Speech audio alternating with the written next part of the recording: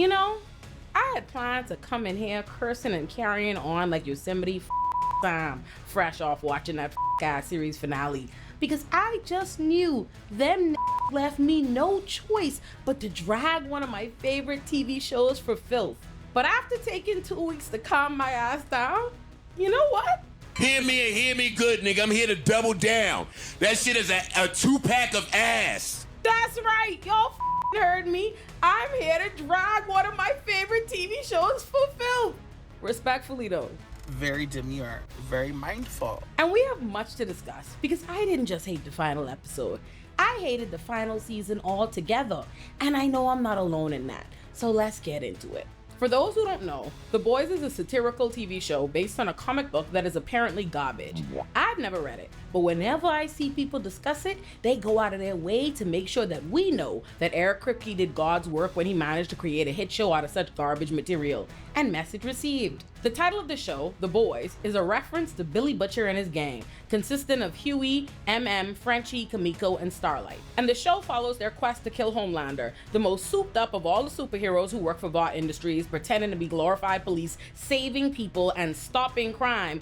Whole time, the entire thing is just a farce, created by Vought Industries to line their pockets, while their soups brutalize the public and do whatever else they want with impunity. After 5 seasons of Butcher trying to kill Homelander, and Homelander failing to kill Butcher for no other reason than egregious levels of plot armor, after Kimiko, the newly minted human radiator, took his powers by taking the V1 out of his blood that they spent almost every other episode of the season telling us he would be invincible once he got, Homelander is reduced to a sniveling bitch begging for his life. I'll suck your dick for $5 in the end. After begging for his life on his knees for all of musty 10 seconds max, Butcher takes a crowbar and peels Homelander muffin cap back blue child. Spoiler alert, Homelander died. If you wasn't ready to know that, there was no reason for you to click on this video. You knew better, make safer choices, and take responsibility for your actions.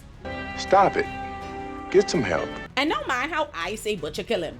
Peel this muffin cap back blue. That shit was anticlimactic for anybody who wasn't overly geeked just off the strength that Butcher used a crowbar to kill Homelander like he did in the comic. Which is why the internet / The Boys fandom is divided between people who hated the finale because the villain didn't win, and people who swear on their mother's life it was good because the good guys finally won.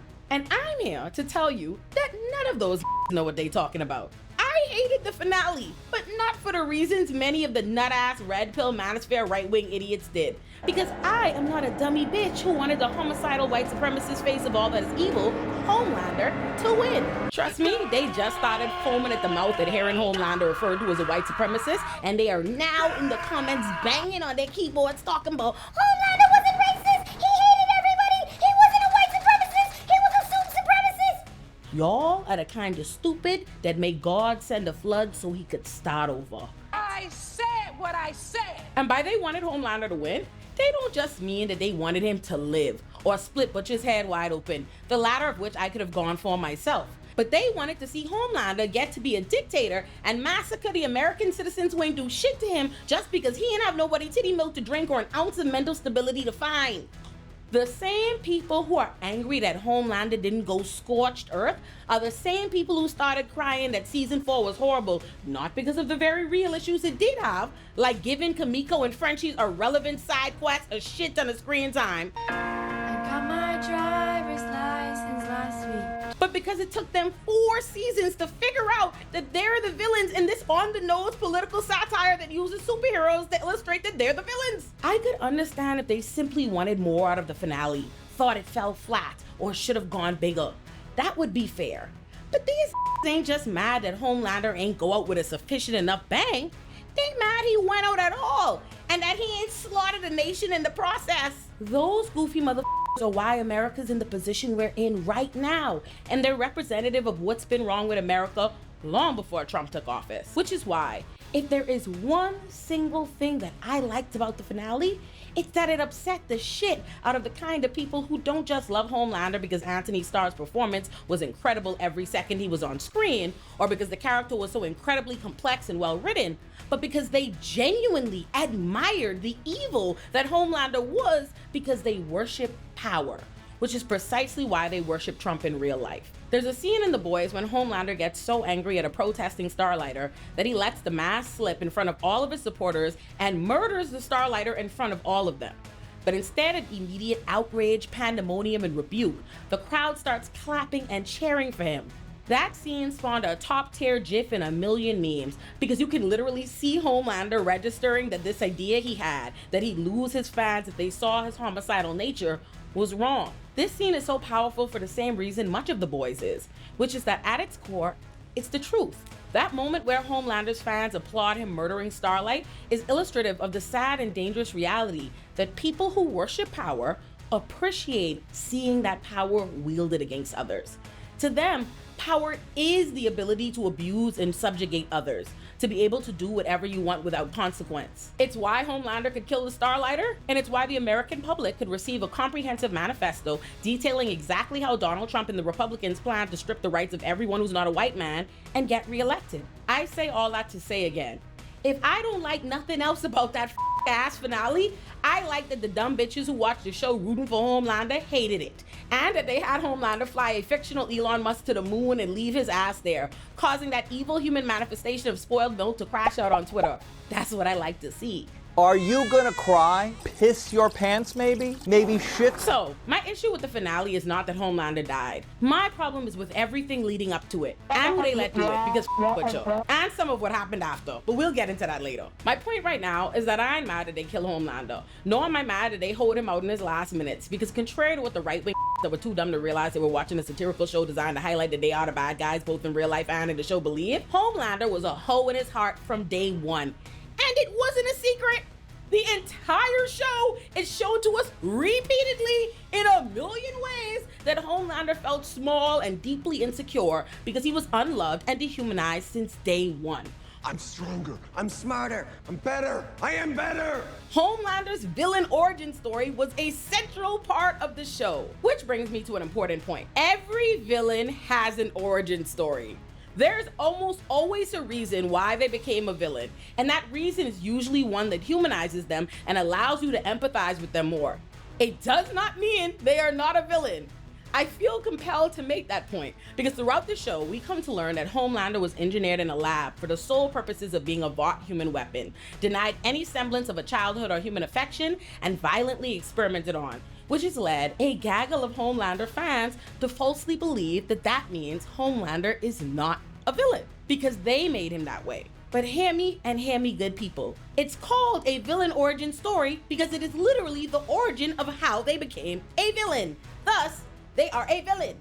That being said, while it doesn't absolve Homelander from being the villain that he most certainly is, they are right that he was made that way. Which brings me back to the beginning, when I told y'all that neither camp knew what they were talking about. Not the camp mad that the bad guy ain't win, and not the camp glad because they think the good guys did.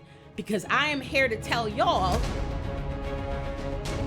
the boys, or the good guy, as y'all have somehow taken to perceiving a group of motherfuckers led by Billy wicked-ass Butcher, did not win shit by killing Homelander, because Homelander was never the source of the problem.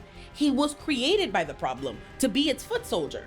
He was a reflection and officer of the interests that created him. You know that saying you probably heard at a Black Lives Matter protest? The system isn't broken, it's working just as intended? Yeah, well, just like the police Homelander is meant to represent in this satirical show, Homelander being a homicidal, misogynistic white supremacist was not an error.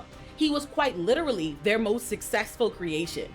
Don't think that just because Stan Edgar called this nigga bad product, that means he was a mistake to the system that produced him and will continue to produce others like him long after he's gone. Homelander is exactly what Nazi-ass Vought set out to create at the inception of Compound V and Vought Industries, which is precisely why he's the only Odessa baby the scientists considered a success. He is who they had a whole Godolphin University dedicated to trying to find another one of, and he is who every soup on earth is told to aspire to be like. Every single thing that made Homelander a villain was present by design, which is why Stormfront, the Nazi ex-girlfriend of the Nazi who created Compound V and Vought, was so trip over him. She knew exactly who he was and knew he was exactly what Vought hoped to create, which is a fact that was recognized by also homicidal and racist Soulja Boy when he gave Homelander the V1 because he knew it was what Stormfront would have wanted, it being for the most powerful suit to rain down white supremacy on the world. The boys and our problem with Homelander might be that he was a homicidal, misogynistic white supremacist, but it was not why the people in his camp and the larger institutions they served had a problem with him. Think about it. Stan Edgar didn't call Homelander bad product because he was a homicidal white supremacist. He called him bad product because he couldn't be controlled. For them, Homelander is a problem child because he can't be controlled, which is why they were glad to be rid of him. And just as police departments occasionally sacrifice one bad cop to be prosecuted for murdering innocent people does nothing to address the larger systemic reality that police brutality is not a mistake, but a core function of the system, killing Homelander does absolutely nothing to stop or change the institutions that created him to do their bidding. In fact, killing him did them a favor, as he'd become costly and unruly. But nothing at all fundamentally changed, which is why the moment he died, Stan Edgar reclaimed his position at the head of Vought Industries, ensuring that no progression was actually made because everything would return to business as usual pre-Homelander, which was functionally the same. Homelander was just the latest in a long line of violent, homicidal, narcissistic white men brought in to be a violent arm of capitalism, imperialism, and the police state. Thinking that the good guys won because they killed Homelander is just as hollow as thinking justice was served because Derek Chauvin was convicted. Meanwhile, the conditions that led to him killing George Floyd, like over-policing, are still unchanged. But this is not me complaining about the fact that the boys themselves felt they'd won by killing Homelander, despite having every single reason to understand that the real problem is systemic and much larger than Homelander. Because like everything else I like about the show, it's true to reality, because that's exactly how people give it up in real life, as evidenced by both my Derek Chauvin example and the real-world reaction to the finale by people who feel the same. Not only do people often miss the forest for the trees when it comes to fighting inequality, and often focus on individuals rather than addressing the larger structures that empower them. Another reason people sometimes choose to focus on individuals rather than the systems at large, even when they know the problem is much bigger than the individual, is because it's easier to take on a single individual than an entire system or institution. When people spend their lives or however much time trying to battle institutions, when they get worn down, they take what they can get, which is what we see from Starlight Hughie and MM by the end. Although each of the boys got involved with the fight against Homelander for their own personal individual reasons, as they become involved in that battle for years on end, most of them evolve past their original grievances and come to realize that who they thought was the problem, which for Hughie, Annie, and MM was A-Train, The Deep, and Soulja Boy respectively, are all just cogs in a system too big for any of them to dismantle. And as the years go on, they each become fatigued and or disenchanted in their own way. While like Butcher remained hyper-focused on vengeance, retribution, and destruction to the very end, everyone else moved beyond that. Hughie got involved in this fight to get justice for A-Train negligently killing his girlfriend Robin. But whilst Hughie initially thought justice meant revenge against A-Train,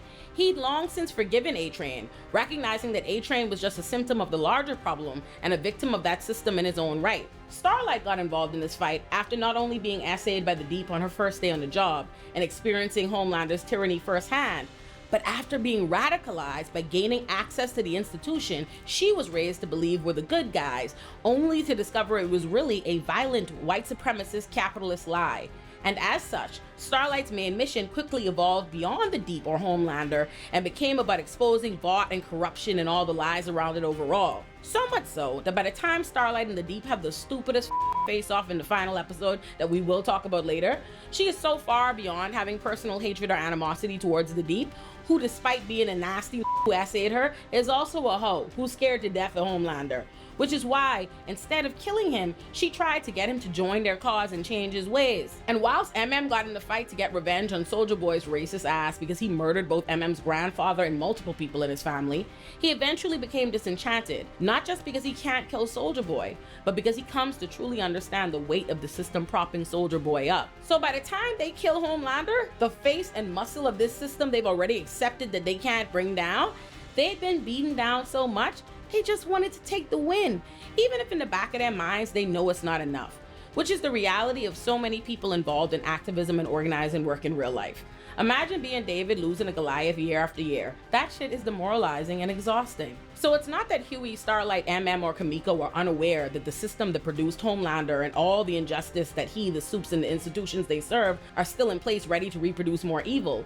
It's that they have taken L after L, and not only are they happy to finally get a win, it's the biggest win they as individuals are even capable of bringing about, because at that point, they've come to understand that they can't by themselves dismantle the entire system that created Homelander.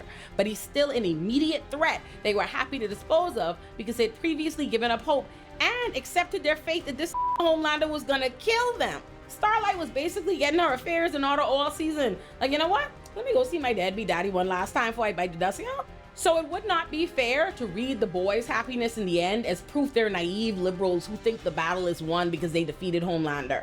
They're just taking the win, glad to be alive and satisfied with trying to tackle the problem from another direction that doesn't involve constantly being at the risk of death due to either Homelander or Butcher's need for murder to be a part of every plan. So I am not mad at Kimiko, Hughie, or Starlight finding happiness where they could and taking the win and killing Homelander. My problem is with you, goofy thinking that they did the big win because you really thought that Homelander was the final boss or the main thing that they needed to destroy all this time, which is the kind of missing the forest for the trees thing that folk do in real life when they march at Black Lives Matter protests only to spin around and vote for candidates who want more policing.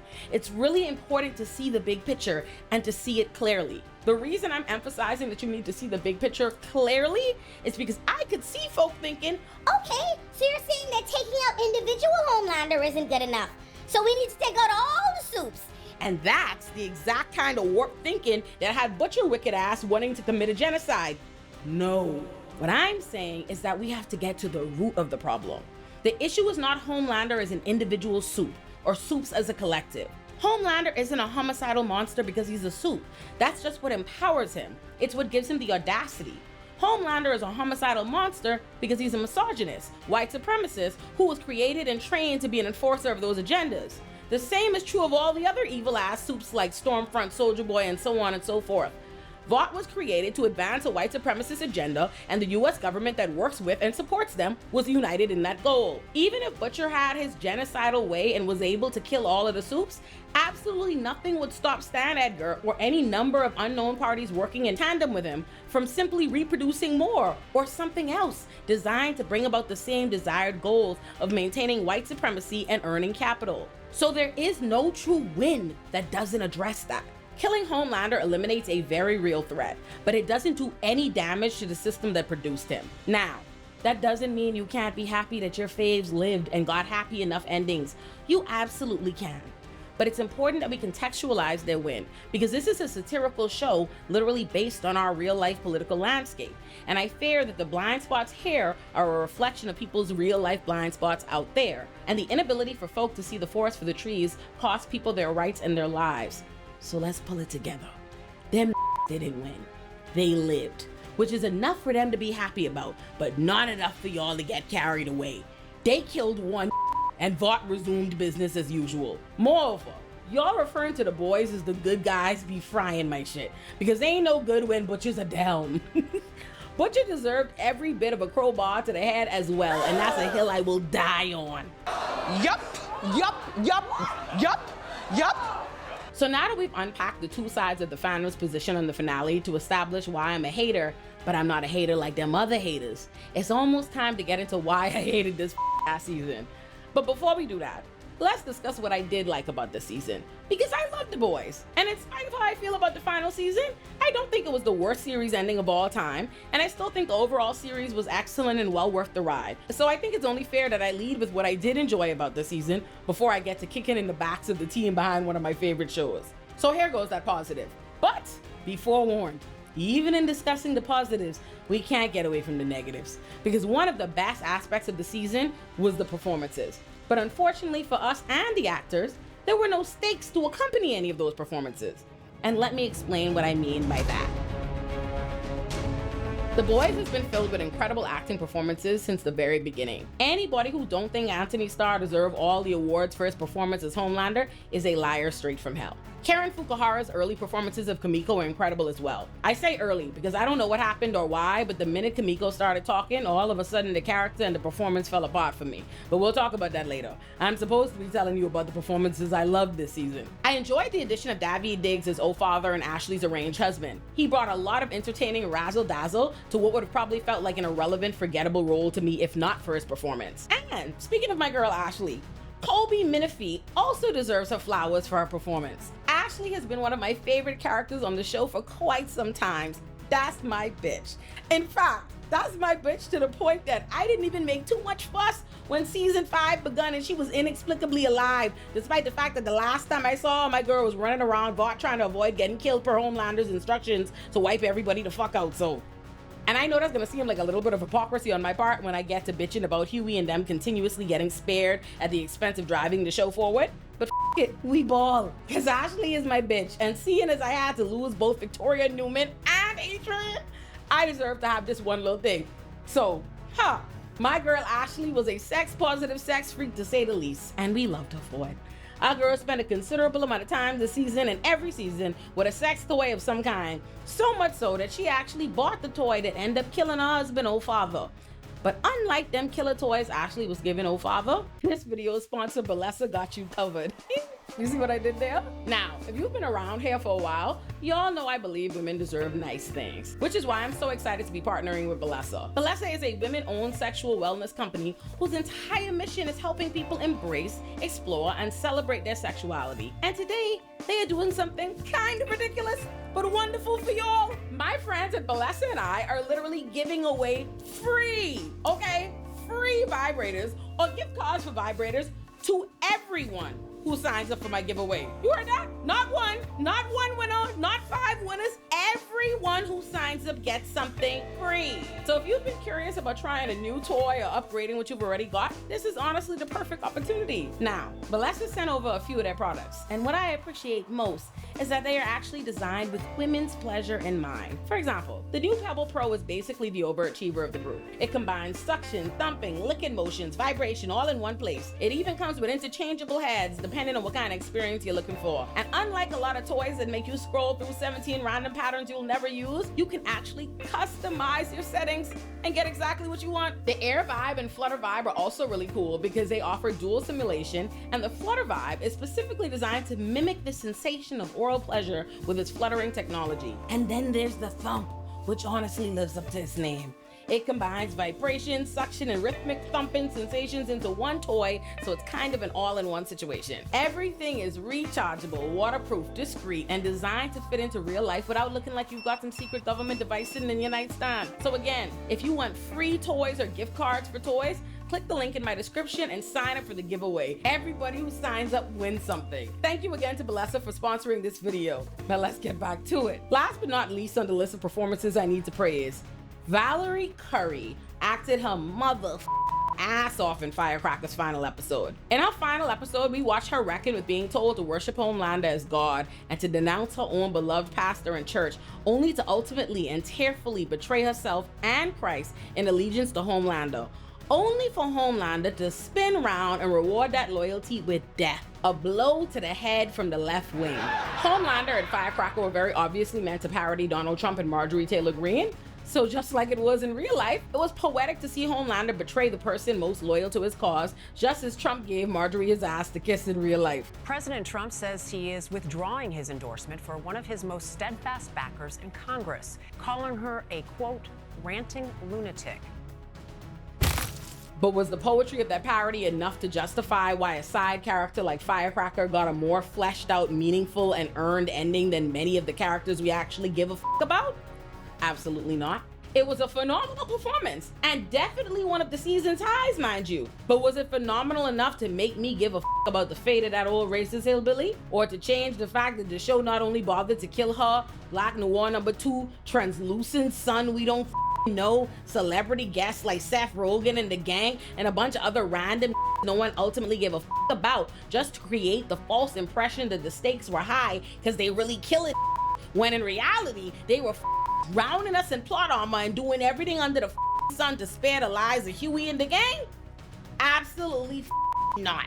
That shit didn't make sense in the grand scheme of where our priorities needed to land in this final season. Just like it made no sense that we spent any of the little time we had left exploring Black Noir number 2's dream to be an actor. Actually, allotting screen time to Black Noir number 2 was even worse than giving Firecracker a proper send-off, because they've never even created the impression they cared about affording him any character development. So shoehorning it in at the 9th hour just to kill him in an anticlimactic fashion was not only a waste, it was a part of one of the things that pissed me off most this season. I don't know if y'all watch Stranger Things or a YouTube creator named Friendly Space Ninja, but I don't watch Stranger Things, at least not past season 1. But I do watch Friendly Space Ninja, and I did watch his 5-hour video detailing the downfall of Stranger Things, and that shit was excellent. 10 out of 10, do recommend. Because I feel about The Boys creators' total unwillingness to actually kill the boys, how Friendly Space Ninja felt about the Duffy brothers' refusal to kill any of the Stranger Things main cast. That cowardly shit got rid of the stakes and also made the show stop making sense. I'm so sorry, but I don't care how we feel about them. And I say we loosely because I don't give a about damn near any of the boys. I absolutely despise Butcher, and it's been the rest of most of them because that's they. Once they stood by that after he murdered Victoria Newman and planned a genocide of the Stoops, they picked their side, stay on it. But nevertheless, I don't care how we feel about the boys as an audience. It makes absolutely no sense that most, if not all of them, not be dead. Hughie's supposed to been dead.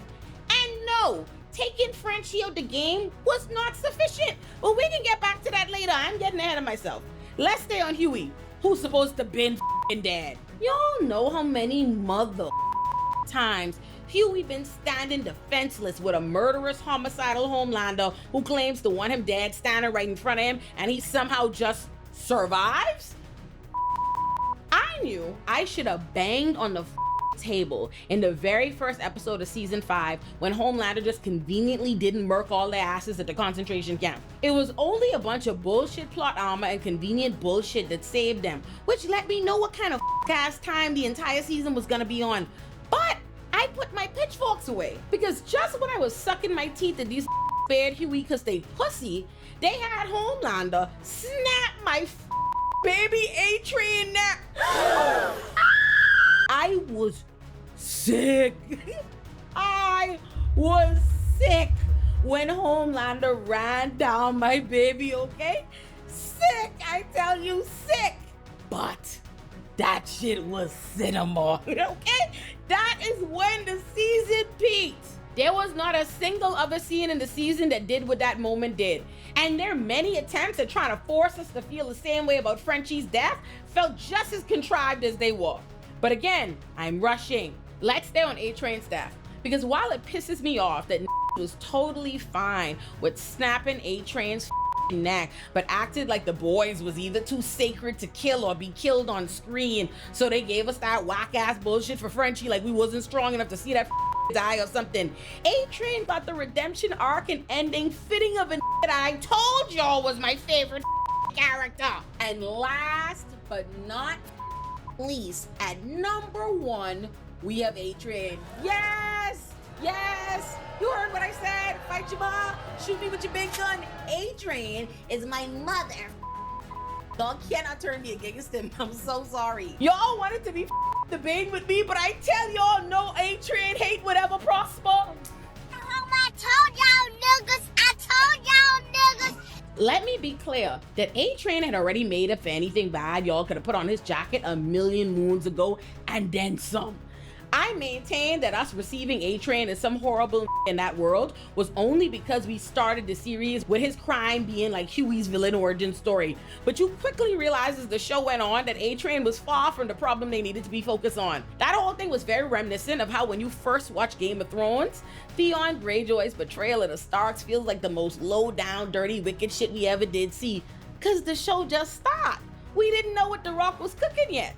But by the time the show finished, you know that Theon was small fries to the kind of true wickedness and bottom that was happening in them 7 kingdoms. He ain't deserved the kind of get back the universe had for him. Just like A-Train never deserved half the stress he was enduring. And he didn't have shit to prove to me in this final season. Because I not only don't give a about Hughie X Gal Robin, Neither did Hughie ass, because I'll never forget how quickly that moved on from mourning the love of his life to try to bag Starlight. The North remembers. But for A1 haters, for the closeout of his story, his redemption arc, him only getting caught by Homelander because unlike the A-Train we met at the series outset, he chose not to run through a bitch like he ran through Hughie Gal, causing him to slow down just enough for Homelander to snatch him up. Perfection. I ain't want my boy to die, but his day has been numbered.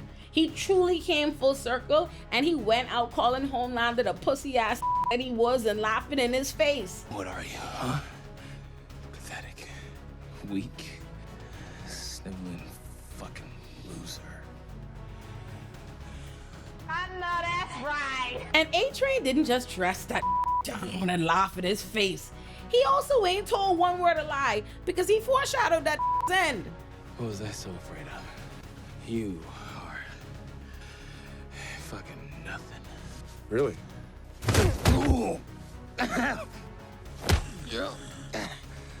Really? You're just an empty fucking suit. And what are you, huh? Pathetic. Dog. It hurt my heart to see my boy go, but his ending was excellent.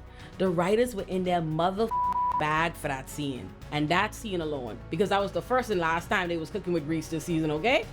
In fact, they was doing so much the rest of the season that they undermined that perfect scene and end to Adrian's character, because ain't no reason under the sun y'all want me believe that Homelander could catch the fastest on earth and murder him with ease, only to suddenly be able to take Butcher and Kimiko them in a fist fight or run away. And I know some coping ass nigga just ran to the comments to say, but A-Train wasn't really the fastest man in the world. That was Vought propaganda, blah, blah, blah. Shut up. Whether he's the fastest or not, he faster than Homelander, and he been faster than him for season. So what's this? I honestly get mad all over again just thinking about it. Yeah, before I run dead on, let me just make sure that we give Jesse T. Usher his 10s for his performance and pour one out for the fastest motherfucker to ever do it on A-Train. Run the song one time for the one time, Aaron. I really miss my nigga. I really miss my nigga. White people you can sing it to, just change that N to a W.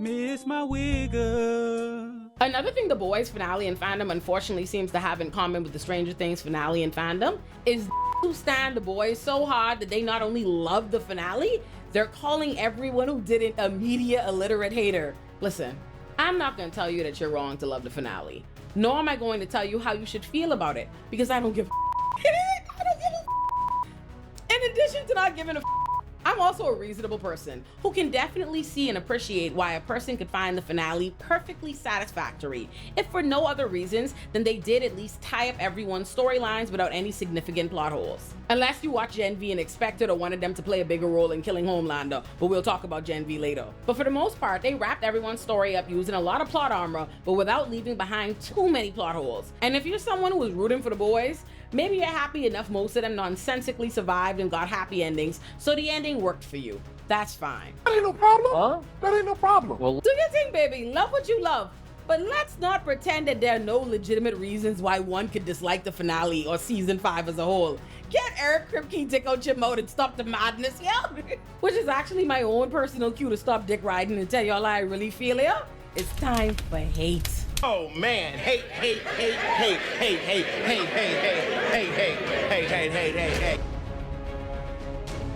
You know how if a person is brutally murdered, it takes the mortician a minute to figure out which blow was the fatal one? Well, that's kind of how the boys was murdered. And after 2 weeks of conducting an autopsy, I've determined that there were 3 possible fatal blows to this final season.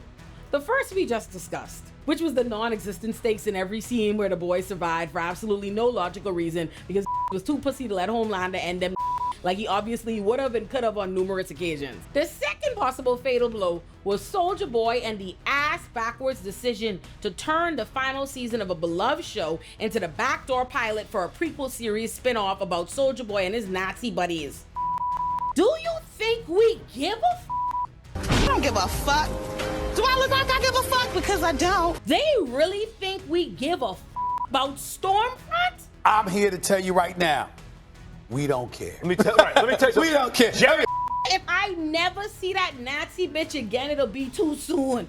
That bitch used to make my blood run cold when she was on the screen. I genuinely think the scene where Stormfront murdered that apartment full of black people and ran down Kimiko and her brother calling them Asian slurs might genuinely be the most racist shit I've ever seen in fictional TV in my life. That bitch, Aya Cash, needed an Emmy for that role because that lady is a Jewish woman in real life, but she played Stormfront evil ass so good, you can't convince me she don't go to Klan meetings in real life. Nazi bitch. I say that to say, don't nobody give a about Soldier ass boy getting a spinoff based around a band of other Nazi suck my dick. And even if we did care, you know when the we wouldn't care?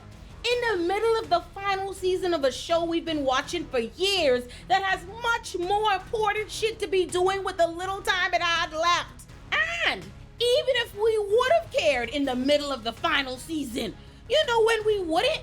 When you just canceled the last spinoff you made us invest in. You raggedy bitch. They spent most of the season forcing Soulja Boy storylines that didn't have shit to do with the price of tea in China, just to end up having to rush the final battle and shit in the last episode.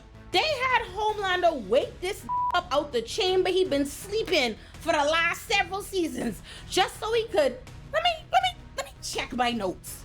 Rehash that he don't like Homelander, but Homelander wants his approval because they're father and son. Have him sleep with Firecracker to piss Homelander off, as though Homelander give a about Firecracker. Redcorn and Soulja Boy being deeply in love with ass Stormfront, like it wasn't already established that his meaningful relationship was with Crimson Countess and that Stormfront was an insignificant piece of ass them once. And I know y'all season 5 dick riders have already started typing, no, but he loved Crimson Countess much later. Stormfront was decades earlier. He could have multiple exes and love multiple people. Stop it. Get some help.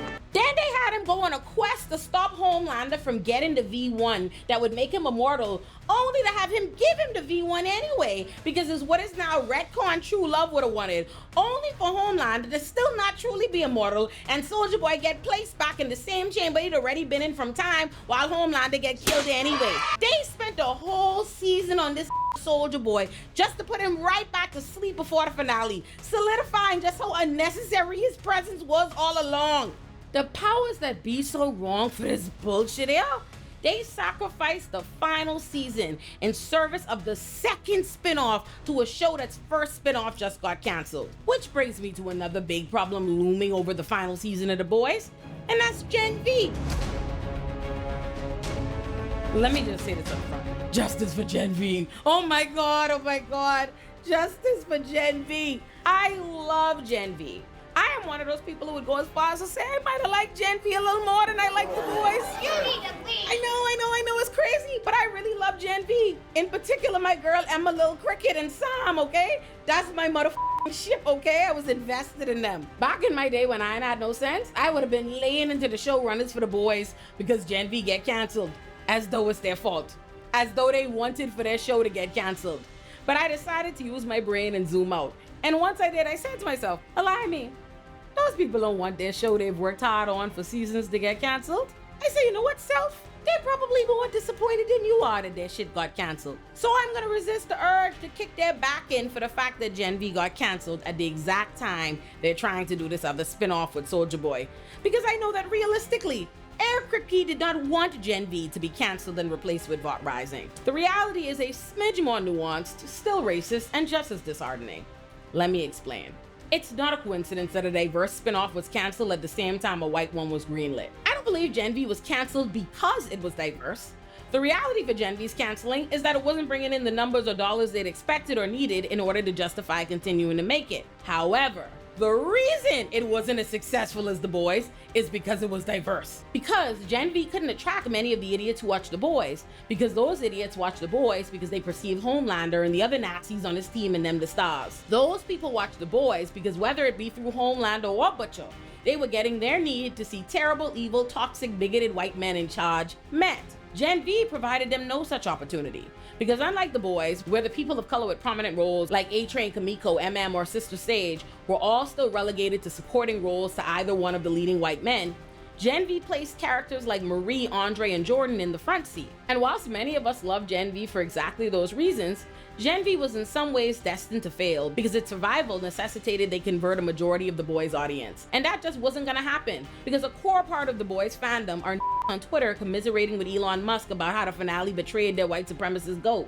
The last thing them was trying to watch was a show telling them that a black woman might be the only person who could defeat him. Come on. Which is why the powers that be felt comfortable greenlighting Vought Rising in the same breath they canceled Gen V. They understood that the reason minority-led Gen V failed is precisely the reason why white-ass Vought Rising is more likely to succeed. But that's enough about the fate of Gen V. We will talk more about how they played the f out of my faves in my inevitable video, The Downfall of Gen V. For now, our focus is on how Gen V loomed over this final season of The Boys to the show's detriment. Because any and everybody who's watched any of Gen V was pissed the f off about their involvement, or lack of involvement, in defeating Homelander in this final season. Because the writers spent the entirety of Gen V making the plot about the fact that Marie Moreau might be the only person who could defeat Homelander. So we spent the last 2 seasons of Gen V being told that Marie is the one, she's the only one who could defeat Homelander. Watching her develop her powers and seeing that my bitch is so powerful she can quite literally resurrect the dead. They even had Starlight, Victoria Newman, Ashley, Stan, Edgar, and several other The Boys characters appear in Gen V to affirm this idea that Marie and the gang were important to and intertwined with the Boys' story, only for them to not have shit to do with defeating Homelander. Not only did they not have shit to do with defeating Homelander, but they had the nerve to have them appear in the Boys finale only for Starlight, a bitch who appeared in Gen V basically carrying on like they were important members of her army she was preparing for war against Homelander, to basically tell them, don't do shit. All those powers y'all have and all this planning and stuff we've been doing don't mean nothing. Just go get in the van and drive to Canada for no reason. They quite literally only had a couple of Gen V characters appear to appease us, and I have several thoughts about that. Unlike a lot of people who are angry because they think that Gen V characters should have had a bigger role in the Boys finale, I'm not mad for that reason, because I recognize that it wouldn't make sense for us to have spent 5 seasons with the Boys, where the people who were watching the Boys were invested in the specific quest that the Boys had been on to defeat Homelander, only for the Gen V characters to swoop in and save the day. There's just no way on earth that they would have had us spend 5 seasons with this cast that we expect to have the final showdown, and then these characters from a spin-off that most folk may or may not have watched be the ones to come in and solve it. That would have been horribly received by the majority of the fandom that didn't watch Gen V. So my problem is not that they didn't give Gen V more involvement in the final season of The Boys. My problem was that they anchored so much of Gen V around Homelander and the Boys storyline in and of itself. They should have just given them their own individual mission and agenda that didn't have shit to do with the Boys or Homelander, because there was no logical or legitimate or satisfying way to the audience for them to intertwine those stories. But now that we've handled some of the major overarching issues hanging over the heads of season 5, helping to make it the piece of shit that it was, let's talk about all the other different issues that made season 5 a hot stinking pile of shit by reviewing how each of our main characters' storylines ended.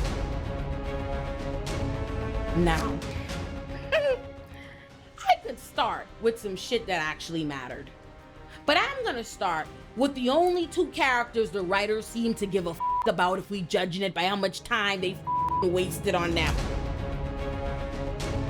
Let me ask y'all something. I can ask y'all the same one question I was asking myself from the beginning of the season and eventually screaming by the end. And that's, who the told Eric Kripke that we give this much of a fuck about Frenchie? Truly, who the fuck told them that? Actually, even more than that. Who told them we give a flying about Frenchie and Kimiko as a couple? Who told them that? Who said that? At one point this season, there was a literal bloodbath going on, a battle to the death, and Kimiko and Frenchie decided to start kissing, and they have us looking at that shit like we was gonna be moved by that. I was watching my TV in disbelief, like this shit gotta be a joke. I don't know who the is out there standing Kimiko and Frenchie together. But if y'all bullshit is in any way responsible for why the in the final season of a show with 1 million storylines to wrap up and ground to cover, these was given mad screen time every episode to stop and fixate on Kimiko and Frenchie's bullshit relationship like we give a y'all need to be put down. Because who asked for that?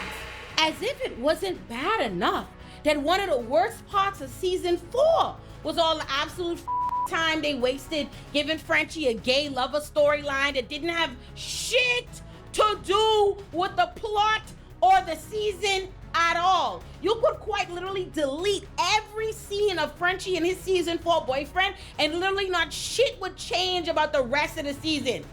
They already wasted an entire season of our lives forcing us to watch Frenchie act like the world gonna end if some nobody he was dating found out he murdered his family, only that Frenchie confessed, go to jail for a day, and be out in time for them to sandwich him and Kimiko together in some contrived love story that never gave.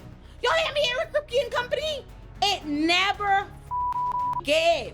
Not only is my bitch Kimiko been given lesbian realness every second she's ever been on the screen, she and Frenchie don't have a lick of chemistry. And it never ever made sense expecting me to root for this forcing his affections onto a silent trauma survivor. But I say all that to say, Kimiko and Frenchie been wasting time around with irrelevant side storylines and quests for seasons as it is. But the decision to give them mad attention in the final season, like their love is what grounds us all, had me ready to punch through my TV. Every episode of season 5 leading up to the series finale prepared me to go into the finale expecting disappointment. And in that regard, they didn't disappoint. But even still, I'll show y'all the exact moment the finale was beyond saving. And when I say I'll show y'all, I mean I'm gonna show y'all a literal picture because I paused my TV and took a picture because I know they was lying. Bitch, are you serious? We're in the middle of the final showdown. And all of a sudden, this unkillable killing machine ass bitch is useless because she crying about Frenchie in the middle of the battle until she hallucinates him giving her the strength to go on. Ew. Again, I say, who the actual do they think Frenchie is to us? Who'd they write that shit for? They wanted Kimiko hallucinating Frenchie during that final battle to land like when Rich's spirit appears to help defeat Pennywise and Welcome to Derry, but it missed the mark and it wasn't close either. Trash. Basura. We in the final season with all kind of shit to do, and these motherfuckers waterboarding us about whether Frenchie and Kimiko want to get a dog together. Oh my God. Put your head in the game. They wasted so much of my time with Kimiko and Frenchie's bullshit relationship don't nobody give a about that they made me develop a hatred for Kimiko and Frenchie that I never had. In fact, Kimiko used to be my bitch, like one of my favorite characters. But I haven't liked Shorty since she started talking. I don't know what that means about me. They got me feeling like a misogynist. Like, why don't this bitch shut up? Let me be clear. I'm kidding, because I know exactly what my problem is. Once she started talking, it was like my girl went from being an amazing actress to a horrible one overnight. She did such an incredible job making you feel every bit of Kimiko's trauma and backstory with no words. Yet, when she started talking, they started giving her the most annoying dialogue. And her voice is probably just a little bit too high-pitched and jovial for a bitch that I watched be a lethal, traumatized, scary killing machine for the majority of the show. Like, bitch, why do you sound like you used to watch Powerpuff Girls growing up? I don't like that. I don't like that. It tastes like dirty cock. They also started muddying up her backstory in ways that were confusing to me. For example, as another means of Backdoor piloting Vought rising through the final season, they had Kimiko talking to an Asian super new soldier boy named Goldie. And Kimiko was fanning out for Goldie, talking about, oh my God, I grew up watching you. It's important to have representation through you when I was a child. You meant so much to me as an Asian girl. Like, what the are we talking about? Wasn't Kimiko in a jungle in Asia being a child soldier weapon of mass destruction? I make that up? What the are we talking about here? And don't try to make it make sense, man. I'm not hearing it. You wasn't in the jungles as a weapon of mass destruction to the point you ain't talking years and also watching Vought suit propaganda, thankful for Asian representation. Man, what the are we talking about? She was in the jungles. She was in... Man, my point is, I I hated every part of everything Kimiko and Frenchie had going on this final season. To the point that by the time they decided to kill Frenchie because they decided he would be the sacrificial lamb, and I say the sacrificial lamb because they clearly had no desire to kill any of the boys because they should have all been dead if we keeping it real. Even if Homelander died, the boys still needed to die en masse. But they decided that they would only sacrifice one of them because they pussy, and that it would be Frenchie. But what annoyed me was that these motherfuckers showed me A-Train get his neck snapped. I have watched gruesome murders for 5 seasons, including watching Butcher's wicked ass take Victoria Newman's head in front of her daughter.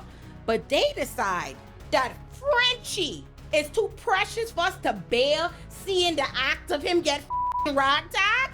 Somehow he gets cornered by Homelander, and he somehow gets some off-screen injury, delicate enough way to die that by the time they come back, he's still alive and just kind of in his blood, just enough to say goodbye to Kimiko. Like, give me a break with this bullshit.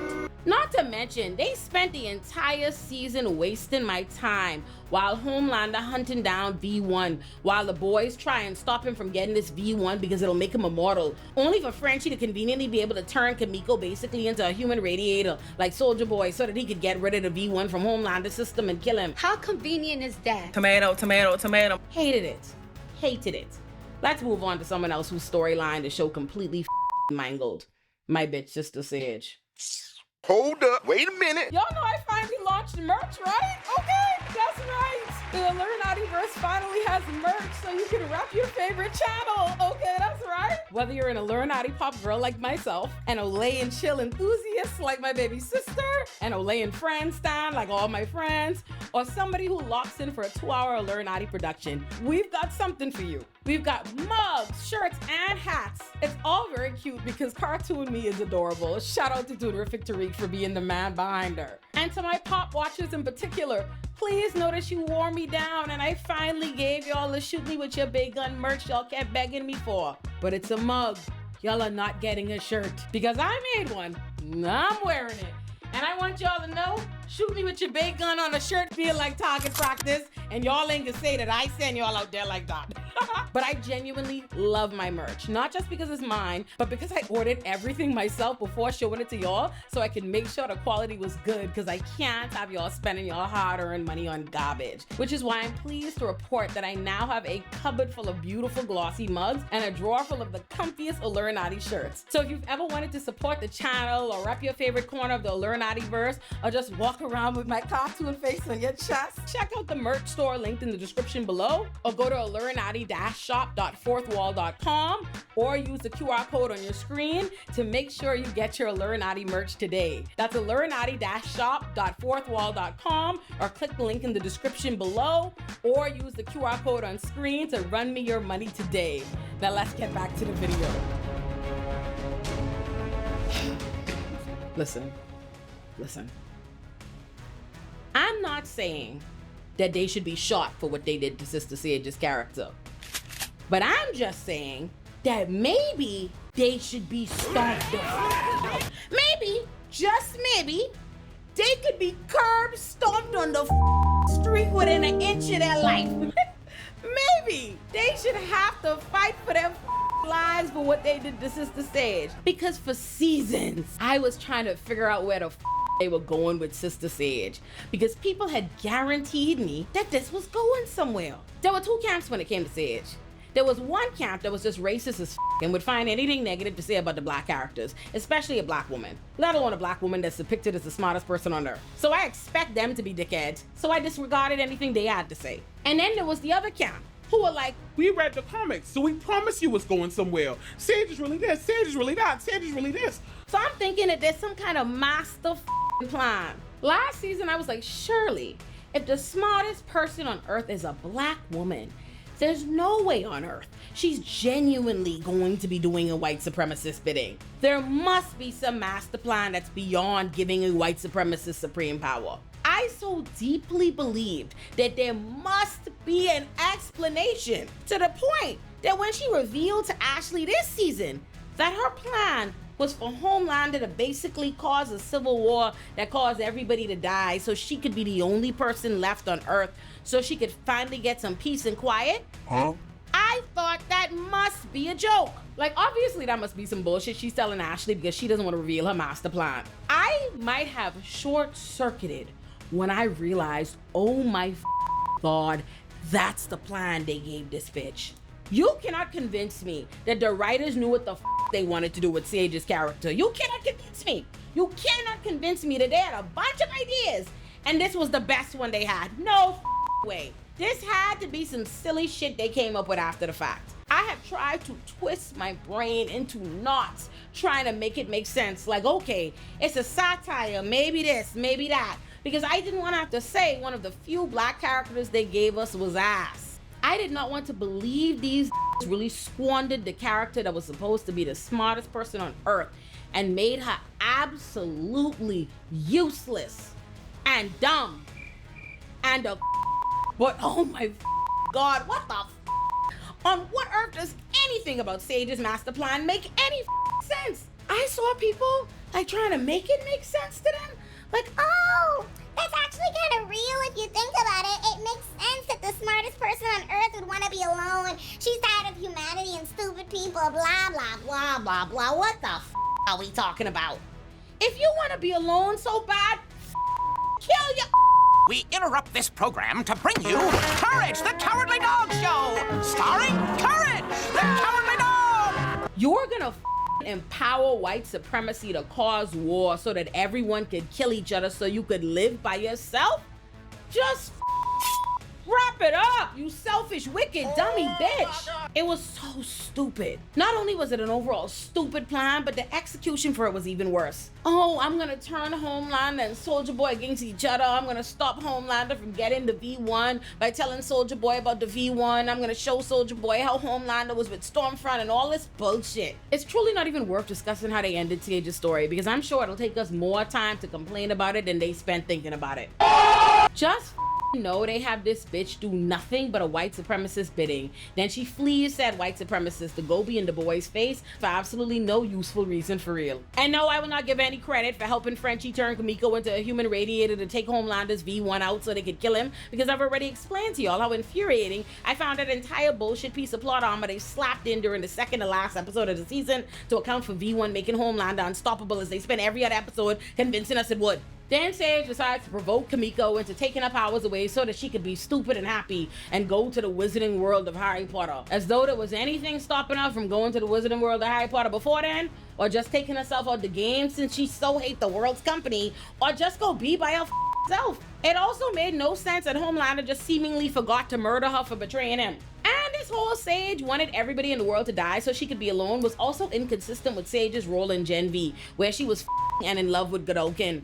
Child, if I spit it out, I really cannot begin to emphasize how deeply they played the out of Sage. In particular, the actress who played her, Susan Hayward, because she deserved much better material. Which is frustrating, because I cannot think of another character with as much screen time as Sage who seems to have been approached with so little intentionality. What they did with Sister Sage's character was such a letdown. And I hate having to say that, which is why I understand the people trying to avoid accepting that the character never reached anywhere near her full potential by telling themselves her master plan makes sense when you consider the plausibility of the smartest person on Earth not wanting to be bothered with other people, blah, blah, blah, blah. But I'm so sorry to tell you all that there is no way on Earth, not even in satire, that the smartest person on Earth could be a black woman that not only don't give a at all about black people or care to do anything to help black people, she'd actually empower white supremacy so that she could cause basically a genocide of the world so that she could be by herself. I just can't make sense of the decision to drop the ball so heavily when it came to Sister Sage, and I think it's one of the biggest missed opportunities of the boys. Neither Sage's motivations nor her reasoning made any sense at the end, and it's a damn shame. Moving on to another one of Sage's bad decisions. You remember when she the Deep? Let's talk about the Deep.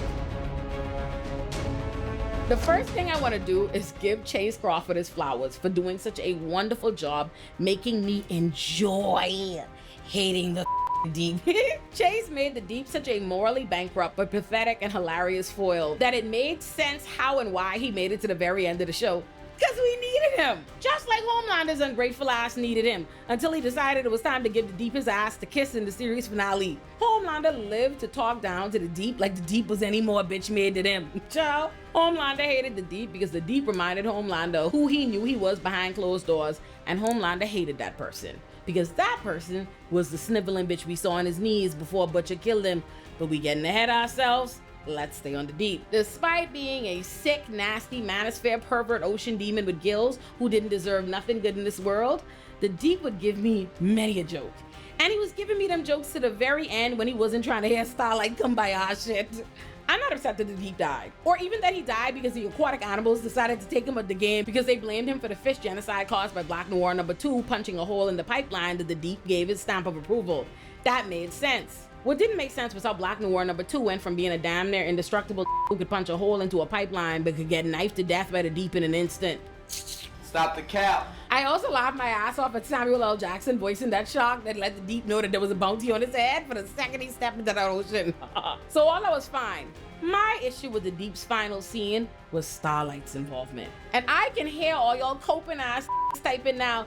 She didn't want to fight him. She was trying to reason with him. She wanted to take it with her or lost people. Blah, blah, blah, blah, blah. Blah, blah. Regardless of whether Starlight wanted to fight the Deep, if there was even a possibility she'd have to fight him, which there certainly was because he's the evil ass Deep, there's no reason why she'd take him near the ocean, let alone launch him into the ocean mid-fight. Absolutely no way. Like, oh, what luck she picked a fight with the Deep and transported him to the location he'd typically be strongest, but it happened to be the day the ocean had a bounty on his head. Lucky her. Good guys win. And if I'm honest, I was also unmoved by the significance of the Deep's final showdown being against Starlight because of what he did to her in season 1. Simply because they've already faced off before in the show's runs, and those times were pretty impactful. This just felt like treading old ground, and it was made worse by the fact that Starlight's own dialogue and Erin Moriarty's lifeless performance evidenced that she was no longer invested in being the Deep's enemy, which we knew already. Which I don't say to slight Erin, by the way. I love her as an actress, I love Starlight as a character, and I recognize that she's also been having serious health battles in real life, so I don't fault her for mentally checking out of a role that the fandom bullied her for playing and that the writers seem to have forgotten what to do with. That being said, Starlight could have had a much more compelling end to her story had she died at the end of the episode where she reunites with her father and her Homelander supporting half-brother called the police. But the boys' writers did not have the guts to kill Starlight off, so we're left with an ultimately meaningless visit to her father we never met that in no way advanced the plot further. Remember when I mentioned earlier the problem with side characters like Firecracker getting more meaningful ends and final performances than more important characters because the show didn't have the guts to kill the main characters? Well, this is a perfect example of that. That episode where Starlight goes to see her father feels for most of the episode like it's walking us towards Starlight's final moments, just as A-Train and Firecracker's final episodes had. But instead of getting a really poetic full circle moment like what A-Train and Firecracker got, they just abort mission and have her dad protect her from the police before she leaves. Bro, what are you talking about, man? There was just absolutely no point. I could see if it was Starlight's mother. We actually know that traitorous conservative bitch. So it would have made way more sense for Starlight to go make peace with her ma, or having her ma change by protecting her from the police, or calling them on her, whichever. The overall point is that they wasted our time with Starlight going to see her daddy. They wasted it. They wasted an opportunity to give her a hero's end like A-Train, and they wasted Erin Moriarty's time for the last few seasons. But at least she got paid. Anyway, since we're already talking about Starlight when we were supposed to be talking about the Deep, I might as well talk about the few things we haven't already addressed about she and Hughie's relationship. I love Starlight and I love Jack Quaid a lot more than I like Hughie. Hughie's fine, I guess. But it's felt to me for seasons that Starlight and Hughie's relationship ran its course ages ago. But the show seemed convinced we'd be sad if they broke up or something. Like, please, go ahead and wrap it up. The first few seasons put a lot of work into building Starlight and the Starlighters up, but after a while, her character just seemed to fade into the background more and more, as did she and Hughie's relationship. Unless them staying together despite being obviously miserable together is supposed to be a play on how superhero shows normally insist on a romantic pairing that they would rather someone die than deviate from. If that's what it is, then I'll stay in my lane. But without that explanation, I just want y'all to know that I wanted my girl Starlight to free herself of being with a man whose life she be saving all the time, only for him to sit around resenting her for saving it. But instead of freedom, the show ends with her bearing his child. Jesus Christ. And if it wasn't bad enough, my gal barefoot and pregnant for Hughie Bajazzi, Hughie naming the gal baby after he dead girlfriend. Oh my God. Now look here. I have already seen a million posts from people defending Hughie and them decision to name him and Starlight Baby after his dead gal tooth and nail. I seen all the explanations because they've been foaming at the mouth that anybody dare object to this man naming his baby after his old gal. You should hear them calling us weird. Talking about Robin was not his ex. She wasn't an ex. She was his girlfriend who died. Of course it's okay for him to love her because Starlight shouldn't be jealous of his dead ex. It makes sense they didn't name the baby after Robin when her death is unadmitted. Blah, blah, blah, blah, blah. If y'all don't go hold hands with Hughie as y'all walk into your therapist's office, what the are y'all talking about? Stop it. Get some help. No one is taking that feelings from him. Nobody's saying he's wrong to still mourn Robin, to still love Robin, or to want to still honor her. But there are a million ways for him to do that without him naming Annie's child. Her first child after his late gal. Y'all gotta stop smoking crack. Not everything that's sentimental is automatically justified. Y'all been coming up with a lot of shit to try to convince motherfuckers that shit was cute, and I ain't gurn for it. If he wanna honor Robin, he could go plant a tree, get a bench, do anything else. And it's not about jealousy or weirdness or anything else you nuts have tried to chalk up any objection to such an OD ass thing to do too. But even if it were, y'all act like it's impossible for someone to force their living romantic partner into the shadow of a ghost. As though Jada Pinkett Smith ain't been doing that to Will Smith over Tupac for decades. Y'all gotta be so fucking for real. That shit was not cute. But if they like it, I love it. Moving on to another person whose cookie cutter ending didn't move me very much. And that's MM. I know, put your pitchforks down, put your pitchforks down. My problem is not with MM adopting Ryan in the end. That was cute. I love Ryan, and that was the best outcome that Ryan could have probably gotten. And MM, if we keep it real. That man was always a family man and a good father with love to go around. My issue was with them expecting me to find him remarrying his ex-wife cute. Like I forgot that bitch left him for a Homelander dick-riding loser who got himself killed by Homelander because dick riding is fatal. I explained why I hate Shorty in more detail in my 10 Worst the Boys characters video, and ain't shit changed. I still don't with her ass off that. Never forget. And now, we can finally discuss Homelander and Butcher's endings because they were fundamentally intertwined, as is my major gripe with both. The first thing I need to do before we dive into everything that pissed me the off about Homelander and Butcher's ends is scream. Where do we even begin? I'm honestly lying by pretending we're about to talk about Homelander and Butcher, when I know very well the only thing I'm about to do is kick Butcher's back in and tell y'all how much I hate him, because I really hate that. Yes, more than I hate Homelander. Yes, you heard me. I've said it before in my top 10 Worst the Boys character video, and I'm gonna say it one last time. Butcher isn't morally any better than Homelander, and we know that, because after all this shit Butcher talks on Soup's trying to kill him and shit, the moment he got the opportunity to take some compound V so he could become a Soup and murk whoever the he wanted, he took it repeatedly. And there's a reason the powers he got were identical to Homelander's initially, because he's a piece of shit. Butcher repeatedly, routinely, over Marvin, Hughie, Kimiko, Frenchie, and Starlight. But for some illogical reason, Hughie is always trying to force him back into the group and into leadership positions, as though Butcher has at any point demonstrated absolutely any commitment to the desires to truly protect folk like the rest of the group has.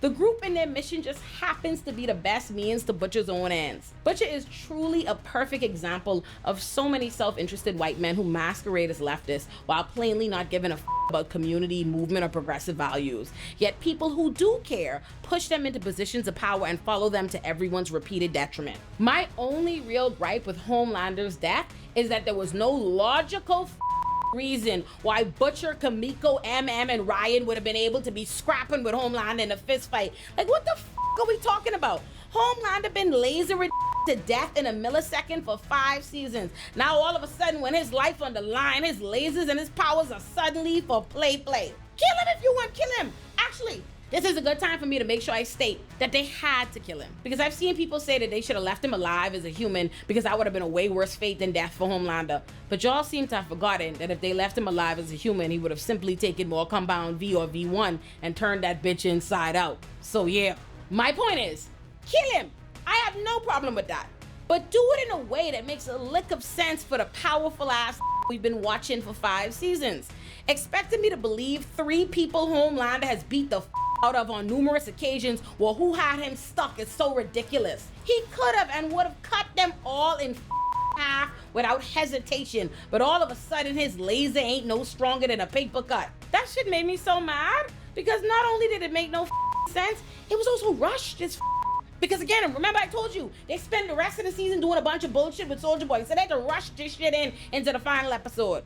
So it was anticlimactic and it was unearned, creating the kind of plot armor that would have had Homelander go from being fast enough to catch and kill A-Train, but not fast enough to get away from Butcher and them is sickening. And no, it doesn't matter that he caught A-Train because he slowed down for a second to avoid running through an innocent woman. If Homelander can fly to space and back in a moment and run A-Train down, it makes no sense that Butcher could grab his ankle and stop him from flying away. Like, what are we talking about? As though like Homelander couldn't get away with Butcher on the ankle. Like, what are we talking about? The entire final fight between Homelander and the boys was ass. Do you hear me? Ass. Absolute ass. You don't have to have wanted Homelander to win or go scorched earth to know that shit was anticlimactic ass. And as if it wasn't bad enough that it was incredibly rushed because they used the majority of the time they had this season doing promo for Vought Rising and a bunch of other garbage. The finale they gave us was some bullshit slapped together for the sole purpose of making sure that Butcher could be the one to kill Homelander and bring him to his knees. Which brings me to my main gripe. Butcher did not deserve that honor. Why did think we like Butcher? Or if y'all do, why do you like Butcher? Rhetorical, I know why y'all like him, you're stupid. Humbling one toxic, bigoted dickhead by propping another one up did not move me. And I appreciate Ryan feeling the same way I did and letting Butcher know that he's not a good guy either. But the show insisted on acting like he was. Because 2 seconds after Ryan stated those facts, they tried to make us sympathize with Butcher again by showing us his dog died. Meanwhile, I'm over here like, I don't give a fuck. Do I look like I give a fuck? Because I don't. You know what it is to hate a so much you don't give a about the dog? Sarah, I'm sorry. That's cold. Because he dog dead now and Ryan ain't dick riding him, or no other reason to live. So then he wicked ass decides that it ain't good enough to have killed Homelander. He needs to go kill all the soups by letting the virus out. So then Hughie tries to stop him, which means he gotta kill him. But instead of giving him the violent death his wicked ass deserved, they got Hughie trying not to do it. Like they think we at home crying. Whole time I at home like, kill his bitch ass! Kill him! I did not shed a single tear for that mother. In fact, I was glad to see his ass go. Butcher. All in all, this was a very frustrating end to a great show. But I miss my already. So run the song one time for the one time, Aaron. I really miss my nigga. I really miss my nigga. White people you can sing it to, just change that into a W. Miss my wigger. If you enjoyed the video you just watched, congratulations! You've officially wandered into the Illuminati-verse. Now before you get overwhelmed, let me explain where exactly you've landed, because apparently one YouTube channel was not enough for me. If you're looking for my biggest productions, the kinds of videos that require me to disappear into a cave for 6 weeks and emerge with an existential crisis, subscribe to Illuminati, my flagship channel, where you'll find my magnum opuses like If Pretty is a Privilege, Ugly is a Curse, How This Didn't Age Well Destroyed Media Literacy, How Men Become Aziz Ansari, Why Serial Killers Aren't Monsters, and so much more. If you're here because you love television, movies, and hearing me explain why everybody misunderstood your favorite character, subscribe to Illuminati Pop, my TV and film essay channel. That's where you'll find fun deep dives on How I Met Your Mother, Sex and the City, Desperate Housewives, You, Euphoria, Insecure, Girlfriends, and more. And if you'd like to watch my videos uncensored, get early access, and support the channel directly, just join the Illuminati Pop Patreon. If you are looking for chaos and a good time, subscribe to Olay and Chill, where I unpack reality TV, TikTok drama, documentaries, chaos and internet, and whatever nonsense the internet has cooked up this week. If you'd like to watch me and some of my favorite Black creators and thinkers come together to discuss the culture, subscribe to Olay and Friends. If you're looking for shorter commentary on whatever the internet is currently spiraling about or whatever's on my mind, subscribe to Illuminati Bites. If you want to watch me and my bitch Kenny JD laugh, overshare, talk a little shit, and unpack the messiness of life, love, and the internet, and whatever foolishness we watching, subscribe to Olay and Kenny. If politics politics is more your thing and where you know me from, subscribe to Illuminati Politics for my State of the Union like addresses on O Squared. And if music is your thing and you want to hear what I think about the latest albums and what I'm getting into, subscribe to Illuminati Extras. Subscribe to whichever corners of the Illuminati verse speak to you, or subscribe to all of them and become a full-time resident. And while you're at it, you can follow me everywhere. Instagram, TikTok, Threads, and Twitter at Illuminati. You can also follow Illuminati Pop and Olay and Chill and Olay and Friends on social media so you never miss a thing. Welcome again to the Illuminati verse. Now go look around a little bit, make yourself at home.